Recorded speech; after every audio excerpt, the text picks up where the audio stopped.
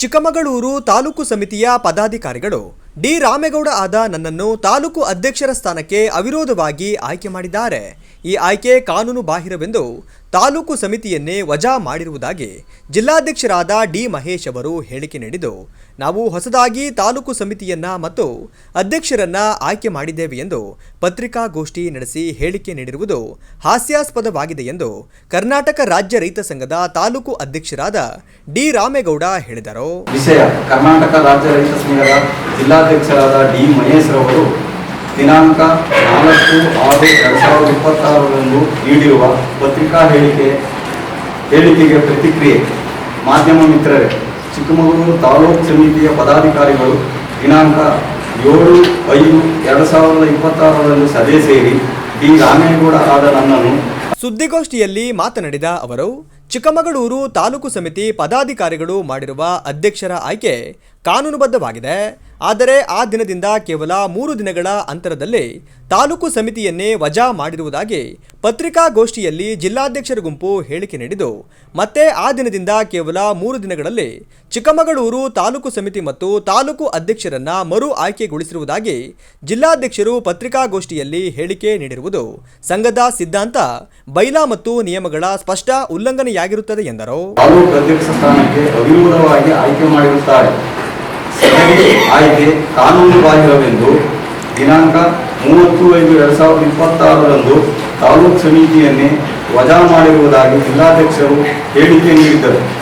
ಮುಂದುವರಿದು ದಿನಾಂಕ 3/6/2026 ಹೊಸದಾಗಿ ತಾಲೂಕು ಸಮಿತಿಯನ್ನು ಮತ್ತು ಅಧ್ಯಕ್ಷರನ್ನು ಆಯ್ಕೆ ಮಾಡಿರುವುದಾಗಿ ದಿನಾಂಕ 4/6/2026 ಪತ್ರಿಕಾಗೋಷ್ಠಿ ನಡೆಸಿ ಹೇಳಿಕೆ ನೀಡಿರುವುದು ಹಾಸ್ಯಾಸ್ಪದವಾಗಿರುತ್ತದೆ. ಚಿಕ್ಕಮಗಳೂರು ತಾಲೂಕು ಸಮಿತಿ ಪದಾಧಿಕಾರಿಗಳು ದಿನಾಂಕ 27/5/2026 ಮಾಡಿರುವ ಅಧ್ಯಕ್ಷರ ಆಯ್ಕೆ ಕಾನೂನುಬದ್ಧವಾಗಿರುತ್ತದೆ.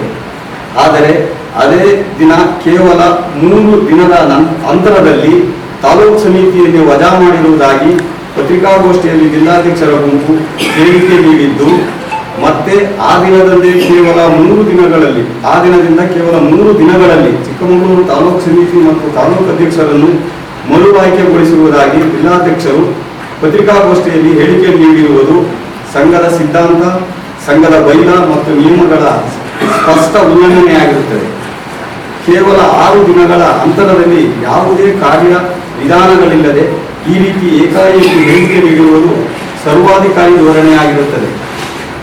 ಜಿಲ್ಲಾಧ್ಯಕ್ಷರ ನಡವಳಿಕೆಯನ್ನು ಮತ್ತು ಸರ್ವಾಧಿಕಾರಿ ಧೋರಣೆಯನ್ನು ಸಹಿಸದ ಚಿಕ್ಕಮಗಳೂರು ತಾಲೂಕು ಸಮಿತಿ ದಿನಾಂಕ 2/6/2026 ರಾಜ್ಯ ವರಿಷ್ಠರಾದ ಶ್ರೀಯುತ ಕೆ ಕೃಷ್ಣೇಗೌಡರ ಉಪಸ್ಥಿತಿಯಲ್ಲಿ ನಡೆದ ಪತ್ರಿಕಾಗೋಷ್ಠಿಯಲ್ಲಿ ಜಿಲ್ಲಾಧ್ಯಕ್ಷರನ್ನು ಮತ್ತು ಅವರ ಗುಂಪನ್ನು ಬಹಿಷ್ಕರಿಸಿರುತ್ತೇವೆ ಮತ್ತು ಅವರು ತೆಗೆದುಕೊಳ್ಳುವ ಕಾನೂನು ಬಾಹಿರ ನಿರ್ಣಯಗಳು ಮತ್ತು ನೀಡುವ ಮಾನವಕೋಲಿ ಹೇಳಿಕೆಗಳು ತಾಲೂಕು ಸಮಿತಿಗೆ ಅನ್ವಯಿಸುವುದಿಲ್ಲ ಎಂದು ಹೇಳಿಕೆ ನೀಡಲಾಗಿರುತ್ತದೆ.